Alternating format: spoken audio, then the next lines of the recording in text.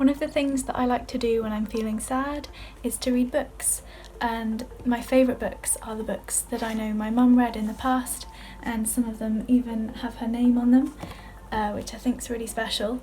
These books take me to other worlds, they take me to worlds that she went to when she read them, and they really calm me down and make me feel better. So I'd really recommend reading books if that's something that the person you're grieving for used to do too.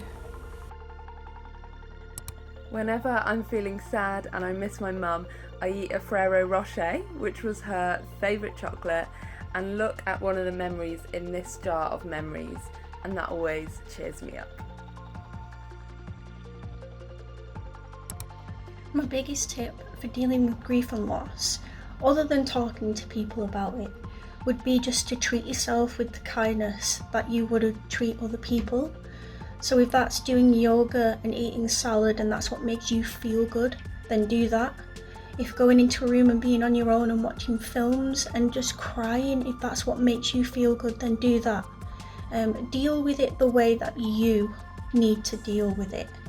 And I think that's really important to say, because we get wrapped up in how we think we should feel or behave, that we sometimes don't think about what we need. So self-care is so important. Do what makes you feel good. So I lost my father overnight about a couple of years ago. It happened suddenly, and the way that I cope is that I don't feel that I was robbed. I was gifted 27 years of amazing father, something that a lot of people have never had, never will have. So I just feel lucky for the time that I did have with him. And to be honest, that's how I coped. It was a gift. It wasn't taken away from me. Something that really helps me remember Mum is treating myself to flowers and clothes that I know she would have liked.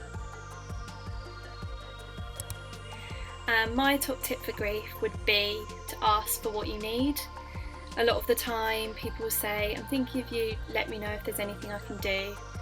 They don't know what else to say, and that's what they want to offer you support, but they don't know how. So say, I need someone to go to the shops for me, I'd love to go for a walk, I'd love you to come around for a chat, I need to be left alone. That really helps with self-care. So yeah, that would be my top tip. So I guess my number one tip is to try and learn to just let yourself feel whatever it is you are feeling in that moment. I find that the desire to feel something other than what you are already feeling can just cause you to feel more pain. Anyway, it's kind of hard, but that's the biggest thing I've learned, certainly.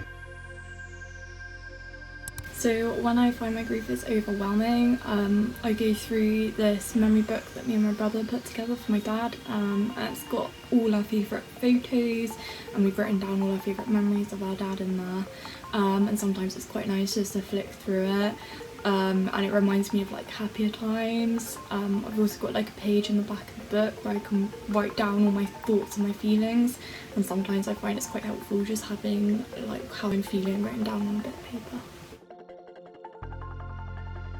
My top tip for managing grief is to remember that everyone's experience of grief is individual, and there's no pressure to feel a certain way at a certain time. It's okay to have bad days just as much as good days, and if you're having a bad day, always remember to be good to yourself.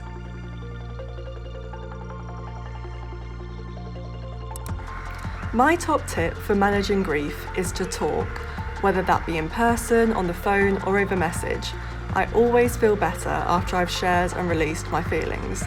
I find it particularly helpful to talk to friends who have also experienced loss, such as those I've met through Let's Talk About Loss. Even though everyone's grief is unique, it's comforting to talk to someone who understands and can empathise, and this reminds me that I'm not alone.